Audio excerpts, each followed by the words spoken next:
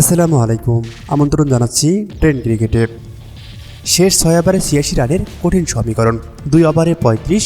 আবেশ খানের প্রথম বলেই বাউন্ডারি হাঁকিয়ে জয়ের আশা জাগান আফগানিস্তানের স্পিনার রশিদ খান। শুরুতেই শুভমান গিল, শেষ দিকে রশিদ খানের ঝড়। রোমাঞ্চকর জয় নিয়ে মাঠ ছাড়ল গুজরাট টাইটান্স। বুধবার রাতে উঠতে থাকা রাজস্থান রয়্যালসকে মাটিতে নামালো গুজরাট টাইটান্স। সেই সাথে গুজরাট জিতল 3 উইকেটে। জয়পুরে টসে হেরে ব্যাটিংয়ে নেমে 3 উইকেটে 196 রানের বিশাল সংগ্রহ দাঁড় করায় রাজস্থান রয়্যালস। জবাবে শেষ বলে বাউন্ডারি হাঁকিয়ে জয়ের বন্দরে পৌঁছে যায় গুজরাট টাইটান্স। উত্থান পত্তনের শেষ ওভারে রান দিয়েছে 17 রান। ইন্ডিয়ান প্রিমিয়ার লিগের চলতি আসরে পঞ্চম ম্যাচে এসে পরাজয়ের তিক্ত স্বাদ পেল রাজস্থান। অন্যদিকে 6 ম্যাচের 3টিতেই জিতল গুজরাট টাইটান্স।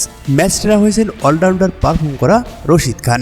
সেই সাথে রশিদ খান যেন বুঝিয়ে দিয়েছেন তিনি শুধুমাত্র আইপিএলে এসেছেন বোলিং করতে নয়, জানান দিয়েছেন ব্যাটিং দক্ষতাও। তিনি খেলেছেন 11 বলে 24 রানের অপরাজিত কেমিও ইনিংস। সেই সাথে তুলে নিয়েছেন 1টি উইকেট। রশিদ শুধু 1টি উইকেটে নেননি, রান বন্যার ম্যাচে বল হাতে ছিলেন যথেষ্ট মৃত্যুবেয়ী। 4 ওভারে হাত ঘুরিয়ে দিয়েছেন মাত্র 18 রান।